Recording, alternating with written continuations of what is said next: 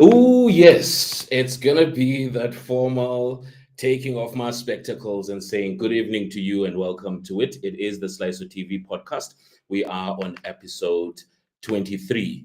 That's a very whew, interesting couple of weeks since we last hung out together.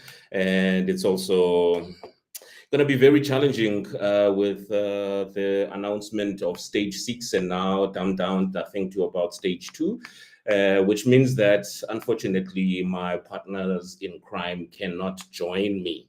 So you understand when I say that it's going to be a very long episode all by myself. But anyway, welcome to it. So we have a lot to get through. There's a lot that's been happening in the country. So we most of the show, we're going to be sticking to basically what has been happening around the country.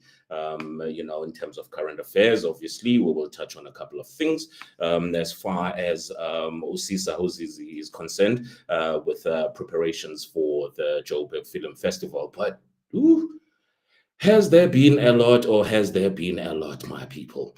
I really would want you to be part of the episode today. There is quite a lot of stuff that is really concerning as far as our country is concerned. And I think for starters, as you can see, I even have my my laptop visible for you to see that it's going to be a very tough one trying to juggle all of these things at once because my team is not here. I'm all alone. And I think the very first one that you and I certainly will be touching on as a story that is on everybody's lip. It's been about a week since the cancellation of the budget speech, and it has never happened before in South Africa. I mean, like, I watched those very interesting comments from news sources all around South Africa pertaining to it. Is like, yeah, but obviously the effect was that it was cancelled. It was relatively unheard of in SA, and a lot of people were out here blaming the GNU. Yeah, this thing needs to go, and other people were busy talking about the fact that it's no longer going to be a one party deciding on the country. Now it's a GNU. We have to sit down and find out, or just figure out what is best for the country. If you remember, the biggest bone of contention was the 2% hike as far as VAT is concerned in a country like South Africa. I think with the announcement, one of the things that we suffered, it was the fact that the rand lost ground that very day that it was announced, on the last minute that the country, we're not going to have the budget speech. And I went around listening to different people and different views, obviously, to bring to you. Yeah. I mean, like, people largely, as I say, we're talking about the impact of the 2% VAT hike. With the minister and everybody else who was for it, saying that, yeah, it's weakening the economy and lead to high inflation. And these are some of the views that were coming from people talking about it. And I think one of the very interesting ones that I came across, it was an interview that involved a former statistician general, Utatupali, with talking with Uxole Mgambi about the whole thing, saying that South Africa lacks one thing, right? And he says that it is the lack of economic policy.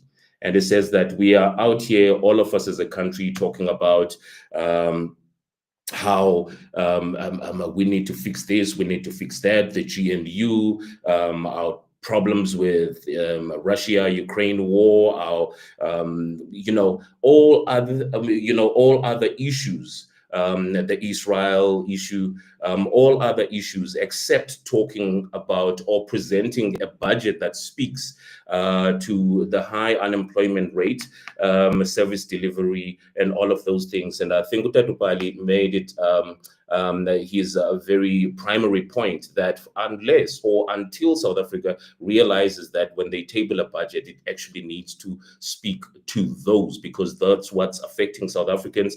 The issue of how much money the South African government has, how much it borrows, and all of that stuff, it really does not matter. But it appears that government puts that as the carrot, or actually the excuse, for there to be a 2% hike and all kinds of things. So it really would be interesting to find out what you think or what your thoughts are about that. The solutions that were given: cut down on government spending. This has been said by the opposition parties the world over. If you remember when the whole GNU came, and people were saying, yeah, you need to cut down on the cabinet, and instead we got bloated parliament, and the issue there, even the parties that were opposed to the bloated cabinet were now no longer saying that or singing that, which was very interesting for me, because all of a sudden everybody went quiet because they were now made part of the government. Strategy, if you ask me, I have no idea. But those are some of the issues that are there. You think about it, and obviously there was that the issue of the minister himself. And I've been asking, and I've been vocal about it. It's like, who went and fetched Tutatu Kotongwana while he was still at Sabandwana Bayake, like, or grandparents, right? And brought him back. That's why you had issues with the microphone that was left on, and him expressing his dissatisfaction or his anger at the South African Revenue Services governor, which was heard by the world over. Professionalism, where is that? The people that run his PR, the assistants, where are these people when, during such a crisis, to be able, for a minister to be heard by the world over that he is at loggerheads with SARS. And if you want to speak about SARS has really been doing a great job, but is it SARS job alone to actually make sure that there's money in the kitty, to be able to table a budget? And very interesting. And I think they knew and understood that there was unrest looming had they gone ahead with the budget speech, and obviously with the 2% VAT hike. And a lot of people are asking, those people who are already down in Cape Town, last minute cancellation, how much was the budget to put together the event for the budget speech? Another one that I will leave with you. And obviously, crass is the word that comes to mind when I listen to some of the minister's utterances. I really didn't even have time or joy in trying to bring or to play you those clips where a minister is going to talk about, I just came back from a holiday and I'm supposed to sit. It is your flipping job, sir. How's about that? It is your job, right? Everybody went on a break during December. They came back. Were they complaining that, I just come from a holiday, I can't really go meet with a client? Oh, I can't really do this, or I can't really do that. Chris, maybe aboteketisa abazukulwana again, Mphathiswa. Okay, with all due respect. But anyway, we move along, because I said there has been quite a lot happening in the country, guys, throughout. And I think this is one part that I really would like for you to be a part of this podcast episode. Let's talk about it. I did a little digging, and I've come across data that dates back like decades, right? Every year at the beginning of the year, when tertiary education students have to register, have to find accommodation, there's either an issue with the shortage, or there is an issue with NSFAS, who is supposed to be dispensing money for students that qualify.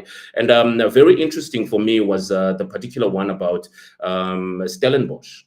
All right.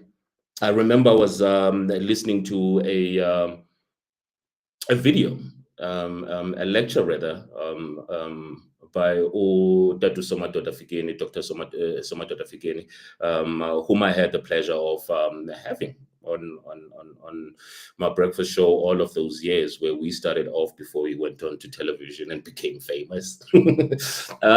Yeah. So basically, what was there, what was very interesting from that lecture, it was something totally different, or that had nothing to do with education to an extent, but obviously had to do with the country. And he had this study or something that that somebody shared with him after gathering, people in the academia space, and they were talking about a particular part in South Africa where the wealth is so crazy that even if we were to have like a day zero, like the series, where people don't have access or banks don't have access or can't transact, he says that what was interesting for those people, all right, that did the research was the fact that this particular part of South Africa, they have enough wealth for there to be a bank that does not function for about 8 years in South Africa. That's how much wealth they are sitting on. And guess where that is? It is the very same town where the university students were protesting against financial exclusion. And I ask myself, we talk about things like BE, we talk about rewarding hard work. So obviously, in order for you, do you know how difficult it is for you to get into Stellenbosch? How excelling you must have been in order for you to be accepted there. And now I'm asking all of these people, all right? The whole Stellenbosch, don't want to use that word, but like the amount of wealth that rests within that little town, tiny town in South Africa. If those businesses were to say, okay, we want to play a role in education, can we provide our wealth, all right, to make sure that we educate those students who excel? So that means that your entry requirements are going to be stringent. Even if you tie these students, that's how hungry they are. Even if you tie them to different companies that exist within Stellenbosch and say that we are going to give you, your tuition and your lodging and everything for you to complete your degree. The catch is, when you finish, you're gonna come work for us for a number of years. For us, I mean, like that concept has been around for quite a long time. Why is it not being employed in a place like Stellenbosch? Because for starters, the students that are there, the entry requirements, as I said, right, is high. That means you have far smarter people.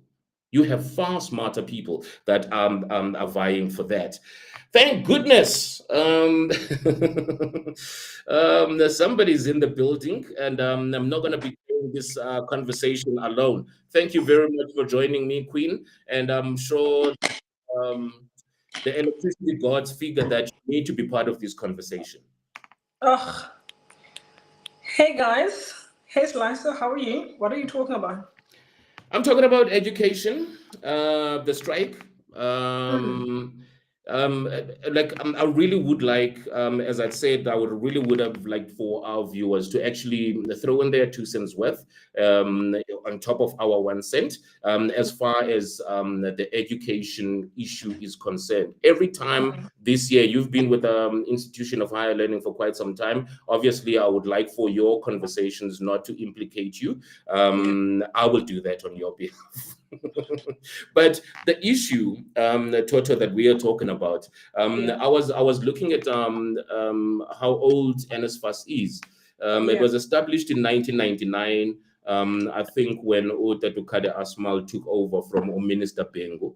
And you telling me in 2025 the same issue is still out here?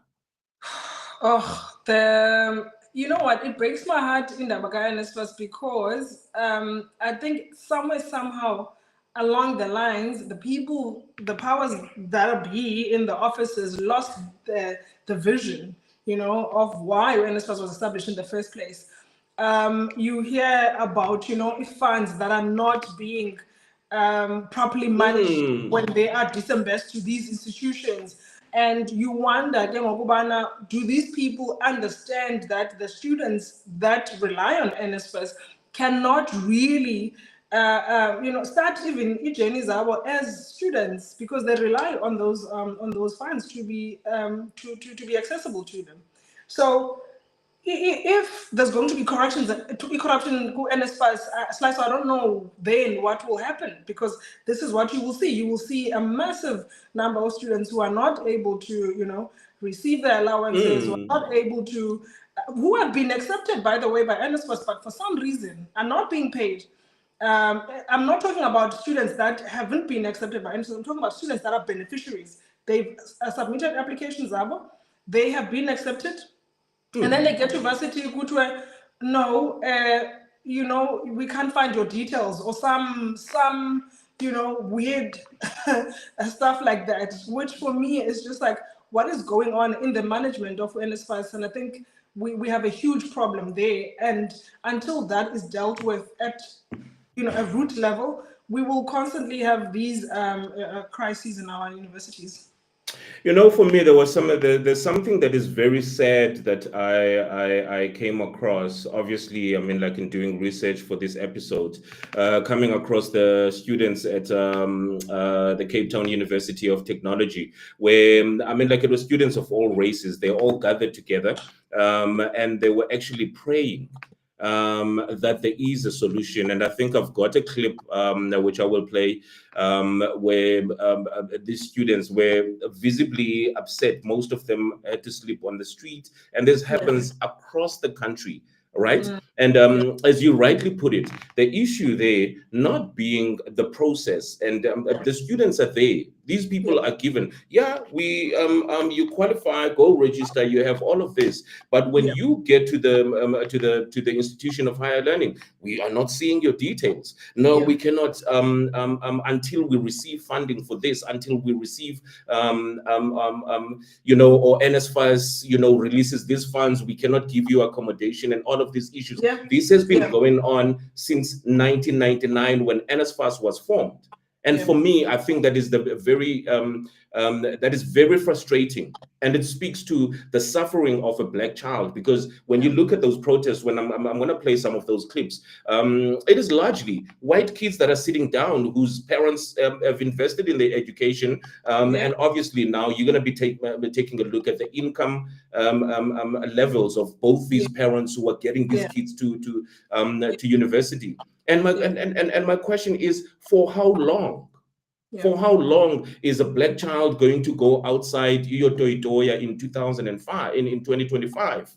For how long are these kids going to rely? Yes, you can pray. I loved it because they embraced all kinds of religions when they were doing that, and it was something beautiful to watch. But at the back of my mind is, prayer is not going to fucking solve the problem. Mm, It's obviously sitting between the yeah. institution and NSFAS, and Yeah. there is evidence of foul play when it Yeah. comes to releasing those funds, or Yeah.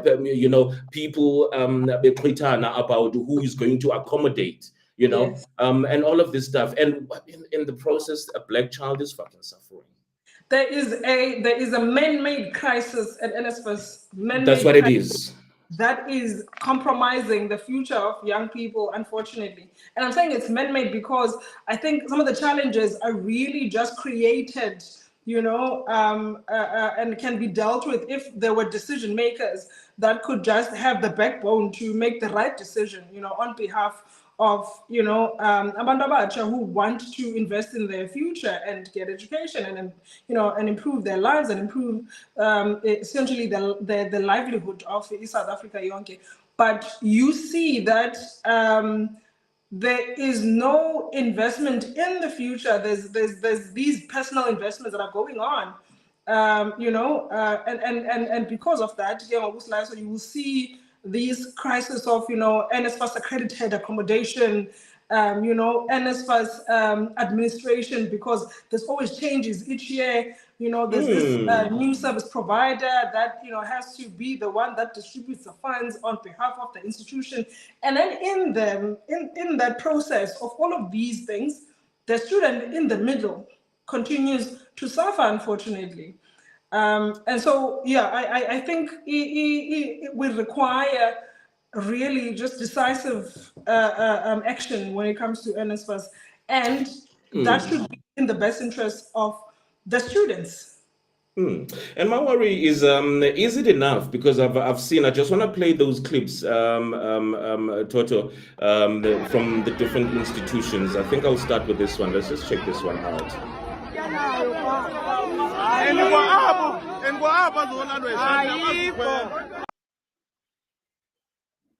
This is the Cape Town University of Technology.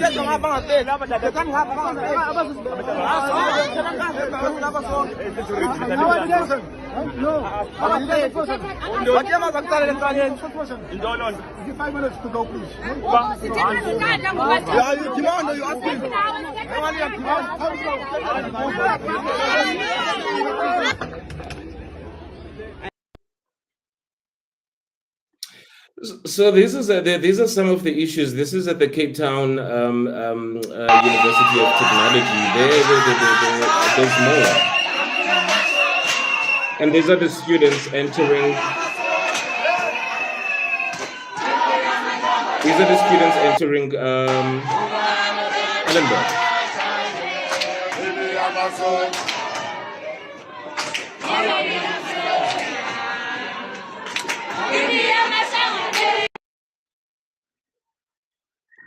The disruption, and I think what bothers me there is that it also exacerbates or it actually increases tensions as far as race is concerned, because largely these are black students that are being excluded, due to finances that were approved, but they are really not coming.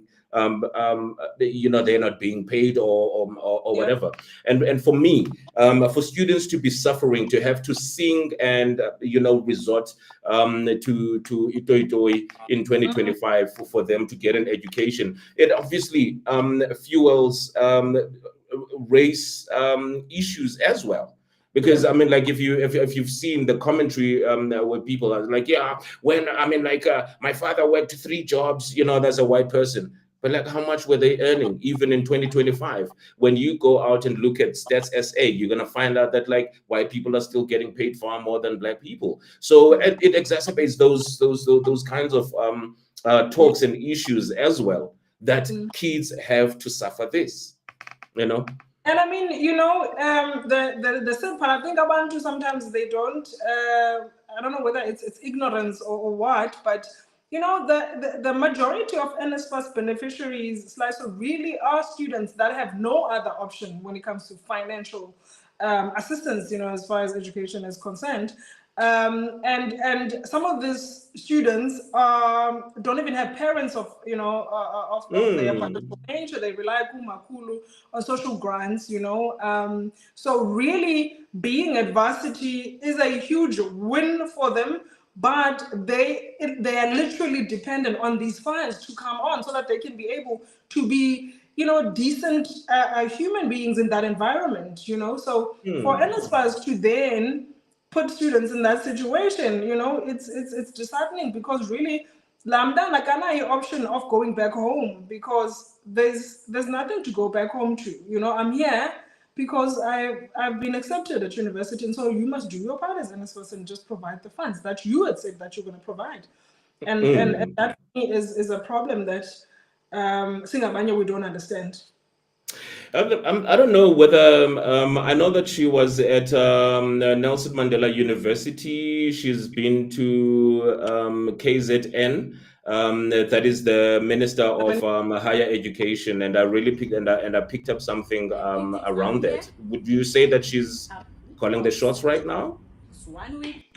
Well, you know what? I don't know. There was a clip that I heard the minister speaking, and I was just not very confident in terms of what was going on. I don't know exactly whether the minister has adjusted into the office, but I don't feel like she has the grasp of what's going on the ground, really. I just have this sense of Anna. She just has this aloof understanding of what's going on, really, And of course, it's all well and good to do walkabout, slice, or and make promises. But what we need serious decision made at policy level, and then implementation of those policies, so that there's going to be proper, action plan. So in walkabout at this time, I don't see it doing anything for EE universities and students really showing face, because what we need is that we need the minister to go and review those policies that were taken, where institutions were kind of forced into giving over powers of managing NSFAS, when it comes to accreditation of accommodation, when it comes to meal allowances and all of that. That is the cry, that she needs to clearly go and understand, and then action, so that we're going to see a real change. So to go and say, there's a student, there's the one, there was a video where she was saying, no, go, and I think I wonder if it's not this clip. I'm a first time student. So njengamanje i-issue nje I was not convinced. i-issue lena ye-financial clearance kakhulukazi for ama-returning students. So manje lo issue leyo ibe inkinga kakhulu because manje kafizi they don't work contacts basebenza online. Kunalokho manje kwesinye isikhathi siyazama kuma-email or noma kuma-call sibatholi ba-implement indlela enhle into ye-fresh desk portal i-Westville Fees generic email bayathe ayisasebenzi. So lokho kudale i-most frustrating like time kuma-students because manje awukwazi ukuba ne-access lapha ka-fees. How come ukuthi aba-fees bengabikho on contact ekubeni bazi vele i-registration kuzenzeka kufanele umuntu ube financial cleared. So yonke into is online. Everything awukwazi ukuthi manje bethunga inkinga manje usuke kube khona i-office othi ngizofika ngisizakale kulona. I-RMS esivimba egethini esihlukumezayo lapho kunama-students who are provisional funded but abekho cleared. So, which is basically what you are saying is that, I mean, like, that is knowledge that could have been gathered by, his subordinates. I mean, for her to go there with that level of knowledge, it's not like this is something new. She should know the systems guidance first. She should be on the know-how now. As a student is saying that it's registration period. Everybody knows that university, once it's registration, the NSFAS question is going to come into play very soon. The minute a student registers, the question is going to be whether they have been accepted or not. Has NSFAS, given the university beneath listed, all of that. So to then come to an institution and have this kind of conversation, I feel like it's just a what do you call it? A media stunt. A PR exercise. Waste of time. She could have been sitting in the office and actually making serious decisions with the appropriate, stakeholders that she needs to be engaging in terms of what really is going on and what needs to be done. Because we are talking about across campuses, not one campus. And one of the challenges is that, like, so the students go to institutions. There's no office guy NSFAS in institutions. That's what the student is saying. Which is what they're saying. Is that like you have to rely? Issue yam is this application yam. The people in the offices, the universities are finance people. They don't have control over NSFAS because NSFAS control are elsewhere. In Cape Town, and I know that because there has been an issue as far as their offices in Cape Town, and somebody was asking, do they need to be in Cape Town? Do they have to pay so much money? And everybody that needs anything that has to do with NSFAS, they have to go to Cape Town. Why is it not available throughout the country? Now everything is centralized. Everything has to wait for somebody, because even if you're talking IT in a building, in a singular building, you obviously have only a limited number of IT specialists. If that goes down, unlike where you say that, like, okay, that province has an issue, but that one is going ahead. And I think that was one of the issues that had been spoken about as well, over and above this quagmire that they have as far as student registration and money dispersing is concerned. There's also the issue of whether NSFAS should still be in Cape Town or not. How much money are they spending on keeping that office in Cape Town running? So these are some of the issues that I think, as you rightly put it, and surprisingly, and for me, new information is that, or I wasn't thinking of, was that the fact that, like, the minister should have known There should have been groundwork to say this is where the bottleneck is. This is what the issue is. What have you done to do it? She should have been going to all of these institutions, doing this tour with information to bring solution, not to listen to issues, because this is almost like a political party campaigning before elections. At this point in time, so classes have started. That's what I'm saying. Why it's a just publicity stunt, because at this point in time, you're doing a walkabout. Abantwana are supposed to be in class right now. These students are missing up on class time. This is something that if she was serious about doing a walkabout and showing face, do it during registration and see what is the issue during registration, because that's when universities are onboarding students. And then again, you can, listen to all these things on the ground. But at this point in time, I feel like, you know what, you're wasting our time, Minister. Do what you're supposed to do. Sit in your office, consult the relevant people, engage the relevant people, make decisions that are going to bring about the serious change that the students are requiring, in their institutions. Not le visit only food parcels, and then You know what I mean? No, it just pisses me off, to be honest, because it's not genuine. You're just there to listen to a singular story, and then what? At the end of it, I mean, like, you look at, I think for me, what was very sad is when you look at the Cape Town University of Technology, when you look at those suitcases of those children who were sent by their parents to go and get an education, because they're supposed to have everything that they need and require. They just need to get there, and they'll be allocated, and they'll be in classes as we speak.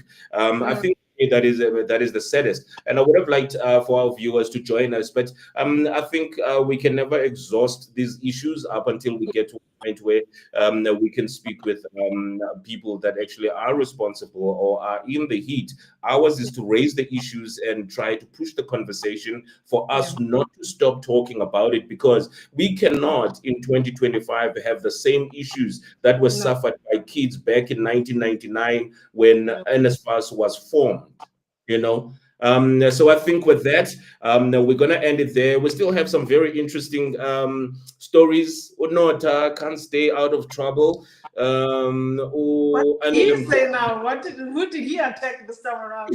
I think what we're gonna do is we're probably gonna go to the Momo, and then after that, just to end it off on a lighter note, and obviously for some of our people to join the conversation as well. We'll obviously be discussing that and what has happened to Nota, and any future people or people that have, platforms like ours. We have freedom of speech, but that freedom of speech comes with responsibility. You can't be just willy-nilly. There's a guy from Cape Town who's just been arrested and dragged into court, a white dude, I think is about 50 or something, who was racially abusive. And now are we going to say where Nota is concerned, I know he's right because he's quoting facts, and all of that. So it's a conversation that we would like to have with you, viewer, after we've gone to the Momo. What are we talking about today? You know what? I want to talk about something a bit sensitive for all of us. Money. We know about the psychology of money. And I'm just going to touch on a little bit about, what we really need to look out for or think about in terms of money and mental health. Yeah, God damn it. Yo, mtela February. Been situated about to swap dates no January. So I'm sure all of us are suffering.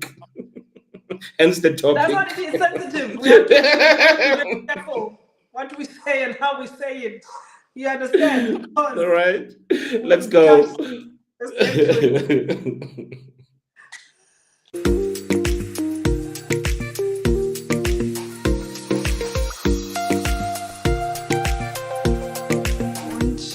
Give up on your dreams. Don't give up on yourself. It can also be a developmental crisis issue. Keep pushing and stay the course.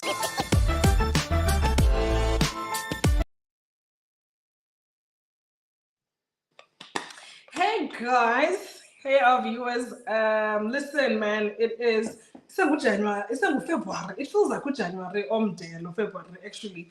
But I wanted today to talk about just the mental health aspect of money, right? I posted a video on TikTok and I realized that, TikTok sometimes really doesn't want us to do the educational aspect of things. They just want us to push the dramatic and controversial aspect of things. But I'm a psychologist, and so everything has to be educational for me. And, equally say, who's listening, so our viewers today, I hope that you can get something out of this. So what I want to bring to your attention is that stress man, it can actually cause you to experience mental health problems, financial stress, financial constraints, or financial frustrations can lead to someone developing or experiencing mental health challenges. What do I mean by that? What's in a stress, seman, right? And that will cause us stress. We might find ourselves getting more and more sad, more and more hopeless, more and more that it demotivated man go life, and get to a point where you just feel like, what, this is just not the life that I want to live, and so we are to develop depressive symptoms if you are in a financial situation that you find yourself you can't get out of. And I'm talking today specifically to umntu osematyaleni uminxekile, you just are over indebted. And I know that a lot of South Africans are swimming in debt right now. Okanye, you just finding yourself in a situation where you just have so many commitments. You are a working class kind of person, but isalary yakho, you just I was not born after payday because there's just so many things to take care of financially, right? And because of that, that can lead to us feeling depressed. And if I see stronger, and take some action, we might end up even developing suicidal thoughts, suicide ideation, as they may call it. That's how again, you have people that commit suicide because of their financial stresses or their financial pressures. And now, what I want you to do are three things that I highlighted in my TikTok video, really essentially that I want you to think about if you are in this situation. One is, what happens is that when we are in financial stress, right, we get so caught up with the stress itself, and we end up being in denial. Actually, we cannot afford the life maybe that we are living right now, and we need to make some serious changes. We end up being in denial that la matyala sikuwo awazuvela vanishe. Sometimes you sleep and you wish that, ngasuvuke amatyala ephelile for some reason, some miracle, and maybe you pray over it. Of course, prayer does help, but it's not going to wipe away your debt, right? So the first thing that I want you to do is I want you to have an honest conversation with yourself that and that's the situation that you are in. There's no running away from it. There's no hiding away from it. You need to accept and understand how deep you are in the situation. So understand the depth of your debt. How much debt are you really in? Pay attention to exactly what is it that you owe. Who do you owe? Which institutions are you owing? How much are you owing? And stop running away from the institutions that you owe. Start actually looking head on into where exactly is your money going. And if you do that, you feel but I still don't see where imali is going. Again, look into where you are spending. So stop being in denial and just complaining each month. But I don't know about look at your expenditure. So really what you need to do, the first thing is to accept your situation and really do a really thorough assessment of the current situation. How deep are you in this trouble? That will empower you, because if finances zifuna usijonge ngqo, almost like your enemy. At some point, you just have to face, this big beast and just say, you know what, let's go into the ring, man. Let's just get it over and done with. And the second thing that you're gonna do is that once you've had an assessment and you understand exactly the situation that you are in, most of the time, guess like, so the second part is the difficult one. When you are in financial trouble, most of the time, it means that you're gonna have to change something in your lifestyle. Something is gonna have to change. Somewhere, somehow, you're gonna have to let go of something. This is where, especially Tina Singabantu Bamnyama, we struggle. This might mean that you have to downgrade your lifestyle. This might mean that la moto, you might need to let it go so that you can, create some room for imali ekhoyo ubreathe. This might mean that you have to look into where your kids are going as far as schooling is concerned, because you might actually be spending a lot of money, sending your kids to a particular school, which you could save if you move them to a different school, right? And these are difficult because lifestyle changes has got a lot to do with our identity, singabanye abantu, right? So the reason why people struggle to make this change, this second part, is because they fear that they're going to be judged by their families, by their friends. They fear that abantu are not going to respect them as they used to now, because ngoku all of a sudden, yo awusenayo la moto ngoku awunayo. Ngoku awuziphakamisile uhlala kwezazi indlu ziphezulu ntontoni, you understand? It comes with the possibility of being rejected and looked down upon by peers, by people that might have respected you. But it is the most essential part of getting your finances in control and in order, and actually getting control of your life again, right? Because most of the time, we're not in control. It's the banks that are in control. It's, just everything else around us is in control, but not us. So that part, you're gonna have to really look into it seriously.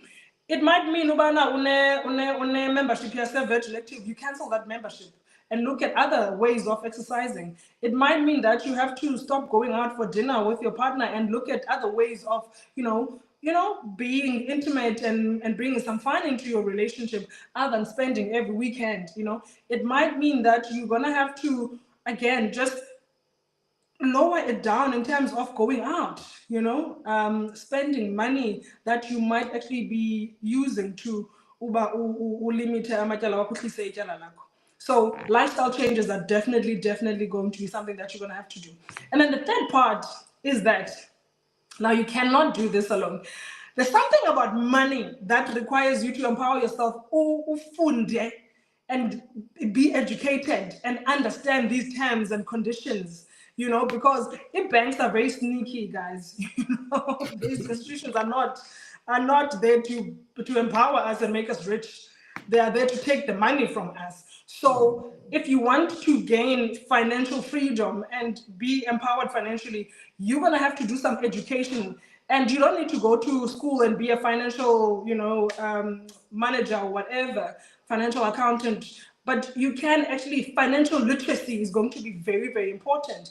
There are many courses online that you can just get your finances in order and just understand the basic things, budgeting, know what is interest rate, know what is the prime interest rate right now, and look at whether you are being charged more or less, look at what is good debt, what is bad debt, those basic things. You need to be on par with those things. And then once you have the understanding of the financial lingo and the financial, basic literacy and skills, you can then move a step further if you want to really get the grip of your finances and get a financial planner, right? A financial planner, in some institutions, you don't necessarily pay a lot of money for them, especially if that already has, a relationship with, these financial institutions. You can get a financial planner that is just going to advise you about how do you get a grip of your situation and how do you get out of these situations that you find yourself in, that are now, as mingayo right now. And that person will help you to come up with a plan, and we call that a financial exit plan, because you need an exit plan to get out of debt, because now you're in, you need a plan to get out, because so on next month, if you have been in debt for 3 months or 6 months or a year or 2 years, now you need to realistically look at, but it's going to take you even more to get out of that debt. So you need a clear exit plan outside of that, and then you're gonna need to be really disciplined to see the plan through, so that you can then eventually see the light at the end of the tunnel. And that is my story today. If you really want to get your financial freedom, stop the denial, guys. Let's stop the denial. Stop lying to yourself. But it's about better. Next month is about better. No, start to work. Start right now. And if you know that you are not good with money, get somebody that's going to be an accountable partner to you, someone that's going to hold you accountable. So if you, as a husband, you are an impulsive buyer, you just available pop a advert and you get excited and you're like, oh, I must say tank. You get your partner to hold you accountable and say, no, but kaloku sithe sizakwenza into ethile okanye ubuthe ufuna, so are you sure you want to do this? And that person will just keep on reminding you about, you have a particular goal financially that you want to achieve, and so you will have to make smart choices when it comes to monies. And that's it, Banda. So that's what I wanted us to just grapple around today. Sly? Oh, wow, very, very, very interesting and very enlightening, obviously, as well, Toto. Look, money is an issue, and I think I remember in one of our topics we were talking about relationships, and it being, a lot of people think that, like, maybe cheating or all of those funny things, one of the main drivers of divorce and people, leaving their relationships. Finances are right up there along with communication, and I think it is a very important one especially for people in relationships, especially if it's going to be a long-term thing. It's like you guys need to sit down and actually hold each other accountable, because I think that's one of the most important things. Is that, okay, cool, you had so much money, or where you were buying this when you know that we need umchayelo nedespanas now, but you seek ice cream when almost every day. I'm just making an example about something as fickle as that. So it's very important, and I think it's one of those things that meaning that, like, make those lifestyle changes. I think a lot of us suffer the bazawuthina abantu type of thing. You know what I mean? So people I don't. are not going to pay your bills. First of all, people are not going to pay your bills. Listen, this thing, people are not going to help you pay the bond. They're not going to help you pay the Land Rover or Range Rover that you wanted to drive. They're not going to help you pay the installment and the insurance for it. So I think, people need to stop making financial decisions as if when you have to make the payments. If they're not going to contribute to you maintaining this lifestyle, I think you can make a decision without them. I think you can do what is right and comfortable for you, and worry about remarks zabo, and worry about comment snacks later on. But Wednesday lento right for a win. The biggest thing with it is that people don't care. Anderson says this all the time. It's like, you are out here, it's like, yeah, even the way you look or the thing, people are going to look at you and walk past. It's the same way. I mean, like, people, it's a very unfortunate effect of life that someone makes the example, people are going to be thinking about you all the time, every day. They can't go on. 2 weeks down the line, they find a little bit of support. A month down the line, they've got support. So your memory is dwindling, no matter how much people love you. Yes. In a year from now, they will, commemorate your birthday. 3 years down the line, they have forgotten about your birthday. So it's the same thing with life. That's how life is. It's like people don't care. We saw him driving a Range Rover. Yeah, he doesn't have it anymore. You are happy in a Mazda 323 that you are driving because you are able to fulfill your obligations to yourself, to drive your kids to school, to be Yeah. able to get to work on time, while Yeah. you put it so nicely that it is a process to get out Yeah. of debt. So while Yes. you are going through that process, that's what you are actually doing, minding your Yeah. own business. And then in cutting costs, just to end it to end it off, I noted this. Starting a garden, like when you were talking about, like, stop going out, sit down. It's Yeah. like, yo, babe, we spend like 3 grand every month on going out. Mm. It's a nice thing. How about we go take a walk in the park this time around instead of going to a restaurant, and Yeah. pack lunch up in lean. What did we Yeah. cook? Oh, lamlekwa, put it in a thingy, songa samanzi, and all of that. And Yeah. starting your own garden, where you don't have to Yes. pay for things like spinach, where you don't have to pay for rosemary, for Yeah. herbs, for all of these things that you Yes. need on a On a daily. daily. And these Yeah. these are practical things that you can do that can actually make a difference in your pocket. Yeah, yeah. Yeah. It's really about the small things, like, so that's why I'm saying, but financial literacy, I wish people could invest on it.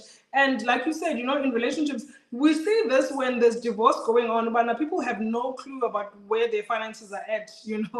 Mm. See this when there's somebody that's crucial, or by a breadwinner, dies, and then people have no clue, in terms of finances, where to begin. And really, it's just they just don't have the basic understanding of the money coming in, the money going out. How much is that? How much is coming in? How much is going out? And if financial empowerment starts with understand how your household is running when it comes to imani, who brings the money, and who's spending the money, and that person who's spending the money, are they spending it wisely and considerately for the rest of everybody, really, and is it for the benefit of the family, and the people that are making the money. But what's important is that the mental health aspect of imali is very, very serious, because once you are under financial pressure, your mental health is at stake, because the Mm. minute uminxeka lityala, you will not breathe. Literally, you will have panic attacks. You will literally, be depressed. You will literally not enjoy life. This is where people start to feel, you know what, at a point, I might as well, just take my life, because finances can actually push you into a corner that is very dark if you don't do something about it, and make sure that you make the changes.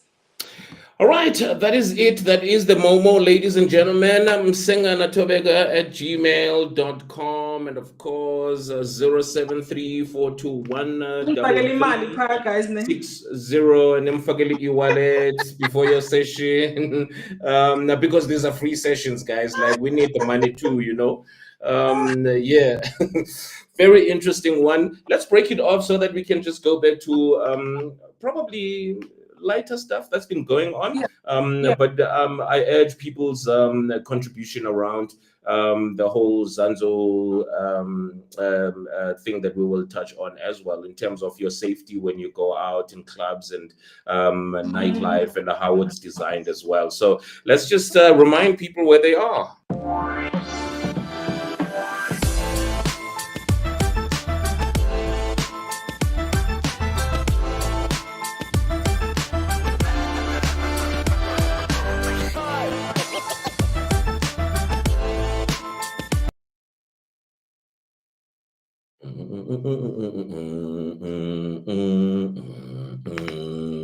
Yeah, so that's what we are talking about, people. Moving on to other stuff. Yeah, it was a bit intense. Yeah, like it was Nemali Pagat. I've also been for the longest time ever, and I think like yeah, those things of being single and being used to make decisions on your own, and you get to a Yeah. point like now you have to like think, it's never a thing. I mean, like, yeah. So also putting the ice cream namhlanje, that is it. Like it's It's final, and I think for men, it's a very challenging thing as well. It's like I'm used to coming Yeah. home and then we have been doing 2 beers, Kale na machita and all of that stuff. But like when Yeah. you going through and you maxing out a credit card during that time, it doesn't matter what level, whether you buy 2 beers or you are sitting at a Sentin Palm, paying 100 rand for a Savannah. At the end of the day, you look at like petroleum, and all of these things. So I'm very happy when you mentioned the fact that like we need to educate ourselves around financial management, just for our mental health, Yeah. But Toto, moving on, things are happening, my sister. Things are happening. What's I have happening, this. bruh? I'm not gonna play this whole video, right? Okay. that South Africans have right Or now is I'll that play and we pause don't as we understand go Okay. white people. along. White people are I'll play. inferior species to us. We are Homo sapiens. They've got Neanderthal blood in them. This is the science, and this is not science that was done by black people. It was done by them. So when you look at the white population shrinking and shrinking and shrinking, for us it makes no sense to descend into the savagery that they have. Whatever land that they're holding on to, either way, their numbers are dwindling. Whatever leadership that they had is dying out as well. And you know about wealth disappearing after the third generation that it's passed down to, So they're on the last generation. We're dealing with the weakest whites that the world has ever seen. Oh, starting right about there. Okay. Starting right about there. Okay. Yeah. There are facts. Mm. And what is saying, there Some is truth a in level there. of reality and Yeah. truth. And obviously, I mean, like I did a little bit of digging as well, that to an extent, some of what he's talking about is taught at universities. There are people who write papers on, I mean, like, our evolution as human beings. But to Mm. get to a point, as the video progresses, he gets really derogatory, Okay. and I think I'm bringing this up for all of us to get to a point where we understand that like we define our freedom differently, and in Yeah. us defining our freedom differently, for some people, it's neither here nor there. For some people, it's being able to express how you feel, but Yeah. with that freedom to express what you feel, it should not infringe on other people, Other or people. on other people. Yeah. So I think this is what has been. I don't know, Previous Hanneke. I'm just forwarded ancestor towards of ours. the So end. we expect to have Ubuntu, humanity.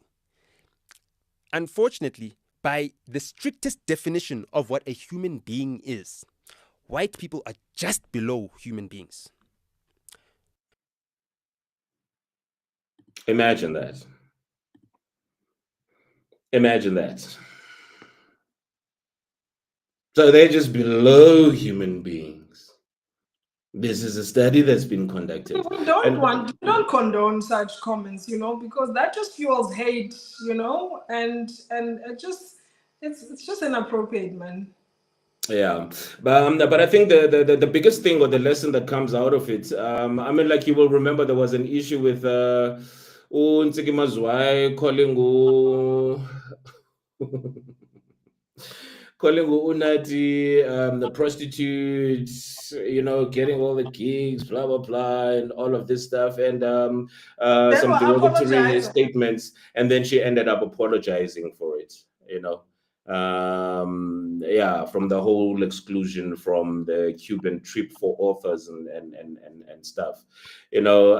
This all speaks to what we are talking about, and using Nota here as an example, and I think for other people as well to learn, for us to learn to be responsible in how we express ourselves. In so much that the South African Human Rights Commission has confirmed it will institute equity court proceedings against Unota and Tlamulo Baloy for alleged hate speech. Okay. Mm. Yeah. Obviously, he made these remarks while hanging out with Usbu, on the Hustlers Corner fellow podcast, and he's been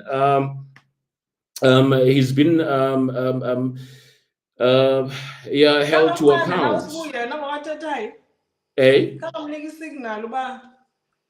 Well, this is another issue, and I think it's going to end up being get us to a point where, as podcasters, we get, there's some form of regulation in terms, you know what I mean, taking away the very same freedom that we are given from traditional media.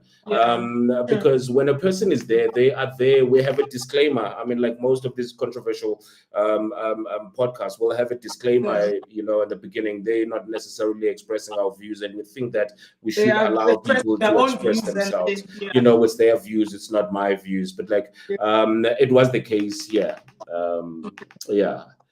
It was the case here. So I think just for people, I think there's a statement that they put out. Obviously the viewers can go through it at some point. As we move on to the next, we've got Andy's left us a message here. 98% of my problems can be solved with money. Wow. Andy, so that 8%. When I was at 98, mine 100%. 100% of them. I am very sure. You guys are rich. Me it's 108. Hey, listen. We just want money, okay? All of us. Very much okay in this life. Yeah, I think as we wrap it up, I don't know whether you came across the story of the lady who had falsely accused an Uber driver or taxi driver, excuse me. She wrote that it's almost like this guy is hijacking him. And besides, watata ne 1,500 rand yake yomgalelo, and the story was followed. And there's a clip that's doing rounds on social media platforms where she's actually saying that she apologizes because she accused Ubuti kangatate mali yake kanga yatini. Now keep that in mind. There's a story like that, right? And then there is this particular one.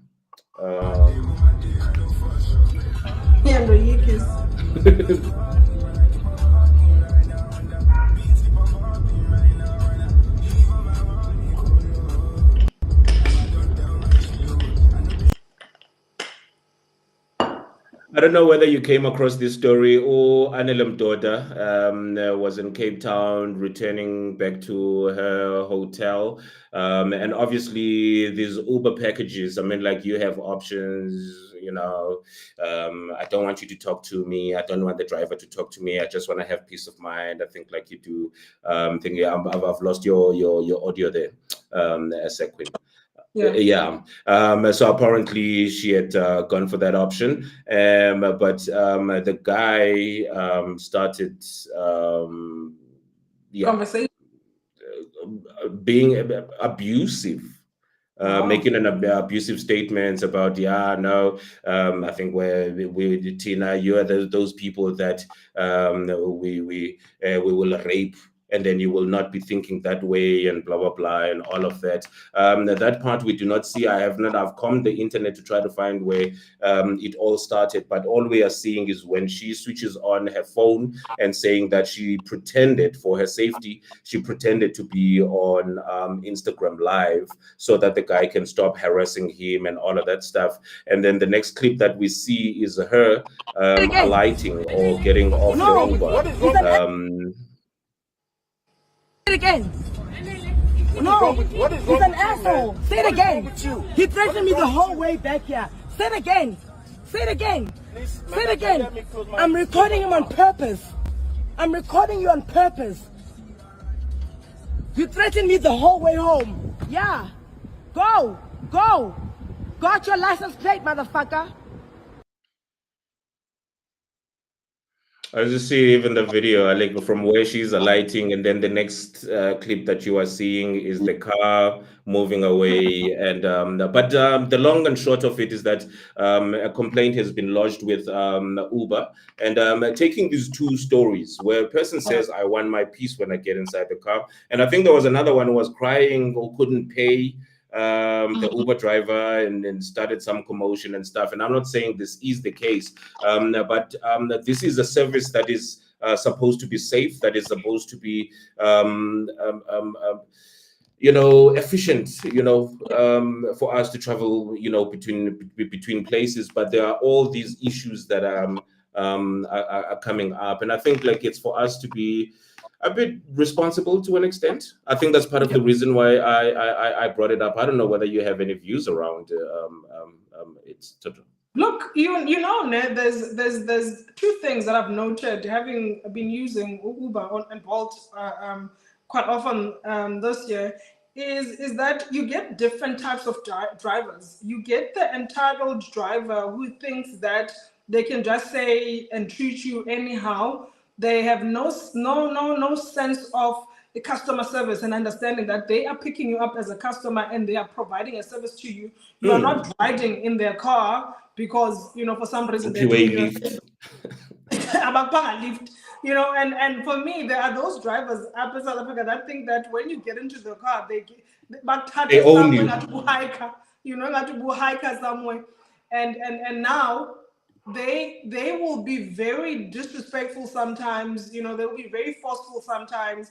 And Anele is saying here, option, when someone has an option to just sit at the back and just take a ride wherever they're going, they might be in a mental state as and so I don't want to engage. I don't want to, I'm just going through whatever, and I want to digest whatever's going on, whether it's my day been horrible.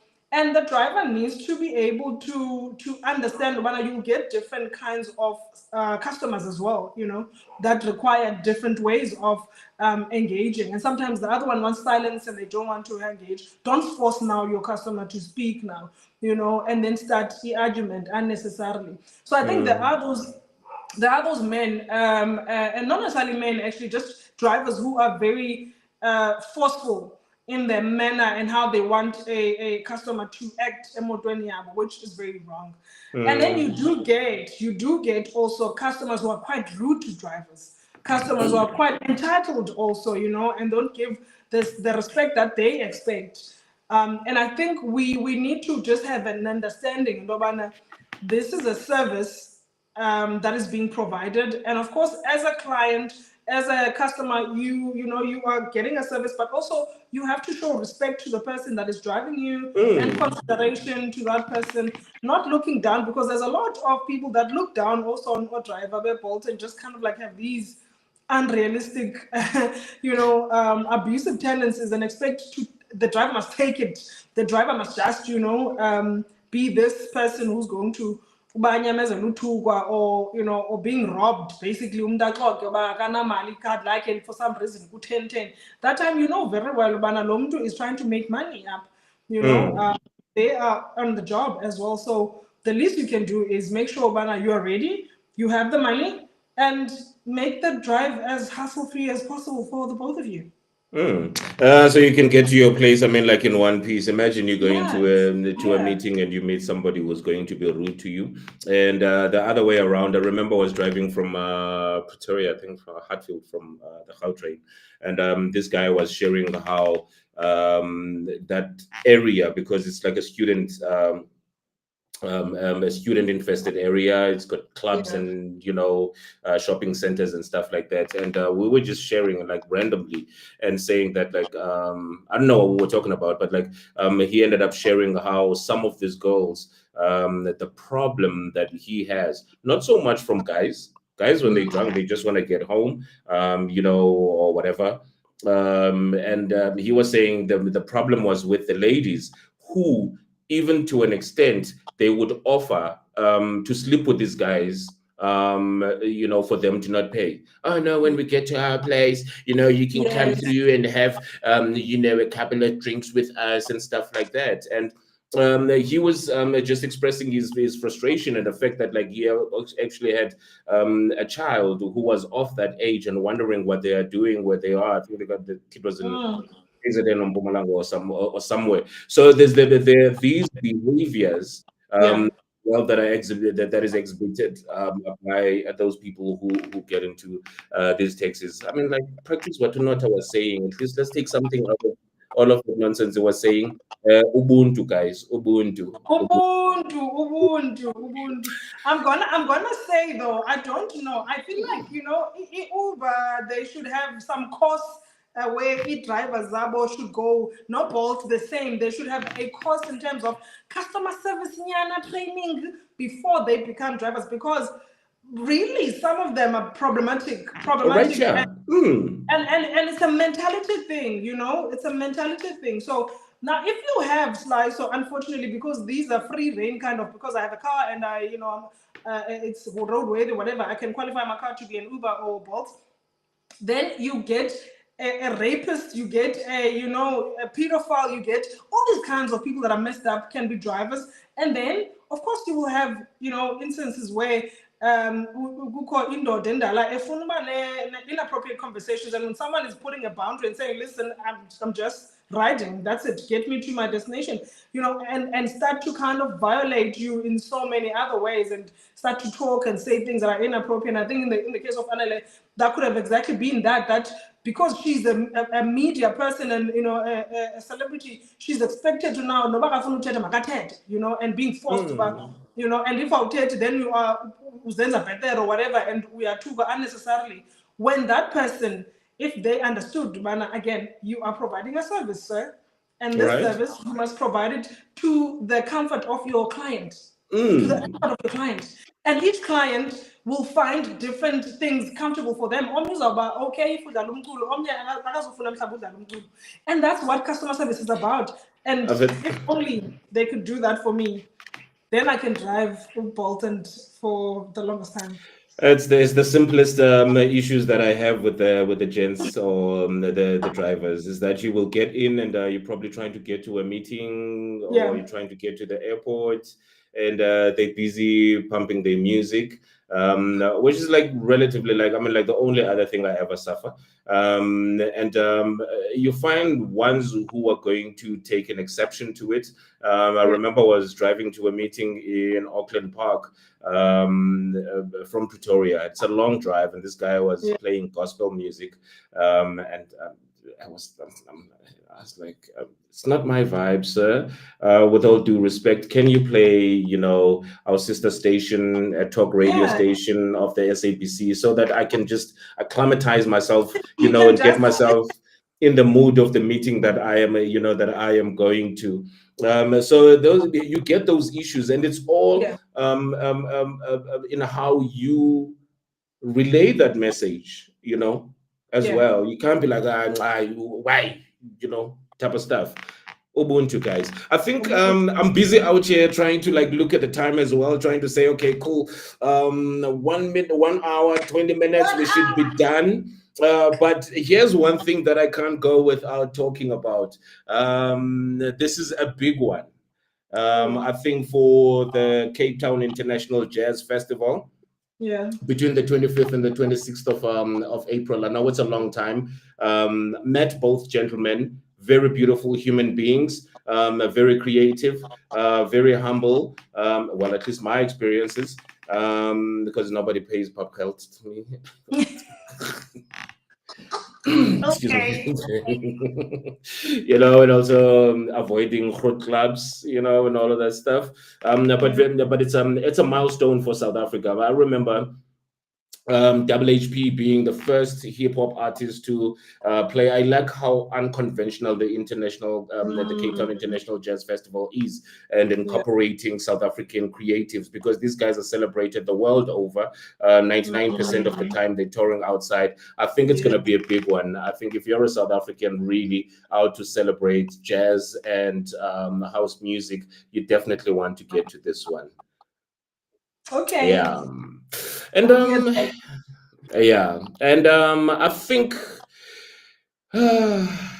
I don't know whether we should shelve this one, but I would have liked for people to sort of like join us, because it is a big thing, and especially for those kids we were talking about earlier on, as far as education is concerned. These people are going to be in big cities. They're going to be going out to nightclubs. Well, I was talking about Hatfield right now. There's Long Street in Cape Town. There's yeah, I don't know, in other places. They Yeah. lousy. Yeah. Banyabaza Mhlanga, going out in KZN and all of that for the first time. And I think before you go out, I know that I'm taking one out of these stories of the gentlemen who couldn't pay. They were there to celebrate, and then they couldn't pay, and obviously they were subjected to this alleged abuse that Yeah. was happening. Yeah, I mean, like an environment like a nightclub is designed differently. The lighting, the manner in which you interact, you almost have this like free type of like, you know what I mean. When you go out, you need to be safe at all times. Yeah. Your Yeah. numbers, and especially for girls, Zanzo should actually be a lesson. Let alone that there's a Congolese guy, they are rounding them up and closing down the clubs for non-compliance and Yeah. blah blah blah. But us as individuals who still go out to these places, we need to Yes. actually just be mindful of where we are going, the kind of people that we are going to meet as well. Yeah. I think I'm just not gonna drag it any more than that, than to say to people like, look, Be send safe. us your comments. Be safe wherever you are. Yeah. And I think that is our story for this evening. And I don't know if well, what are you up to? What are you up to? Well, you know what? I have actually been laying low, eased into the year nicely. So I'm caught up in some, management work, of course, at my university, and trying also to actually, I'm trying to diversify my exercise routine this year. I'm trying to try as many things as possible. Oh, this Um, includes a spa. this I includes saw you. I this, saw you. this includes this includes not touchy walks, Eslatini guys, and calling them hikes and be Lonnie and be all Yeah. fancy. But I want to encourage as many people as possible to be active. Like so, but I know that people get intimidated by different kinds of sports. So like running is intimidating for a lot of people, Mm. So I'm hoping by me trying out different kind of exercises and sports, it's gonna encourage anyone there wanna get moving, social ending the whole day, the whole week and weekend. Get moving. And really you don't have to spend a lot of money to do these things. I walk every Sundays, from my house to some random places and return back, and it's free of charge, and it just requires a manzi and my legs and my time. That's it. Mm-mm. And you can get to join a group as well and do that in a safe environment with people. But there's so many things that we can do to take care of our physical health, essentially boosting our mental health. Yep. I know that there are so many apps. There's one that I've been using for quite some time, and I've been lazy to start, so I've just decided to switch the apps and do a different one. What I'm trying to say is that, like, I mean, like on your smartphone, you've got free apps that you can use Yeah, for workouts without even moving, getting out of the the house. house. And Yeah. also just on judgment. I mean, like I cycle now. I've been quite a bit lazy, so The I only reason do like I about, joined cycling is that Dura as a bike and my it's goodness.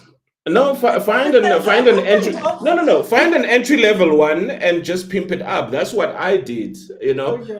Because I was like, listen, I do this. It's a hobby for me. I've done it like Yes. throughout my life. I mean, like I I've had mean, bicycles that I've handed down to my nephews and my yeah. son. Because I'm like, okay, cool. I need a new one. I need this at least. Yes. Do it socially. I mean, like for a lot of people, they think that like they have to be in competitions and stuff. As I Mm, always say, I've never played competitive sport. I've always been sort of like a hobbyist. I hope So so. that's how I started cycling. So I Yeah. cycle when I go to the shop. I cycle when I want to breathe. I cycle when I want to listen to a new album. You know what I Nice. mean? Start like like that. Have a purpose, not the end goal, which is your influence defeat. Just build it into your hobbies. As long as it's free, you're good, man.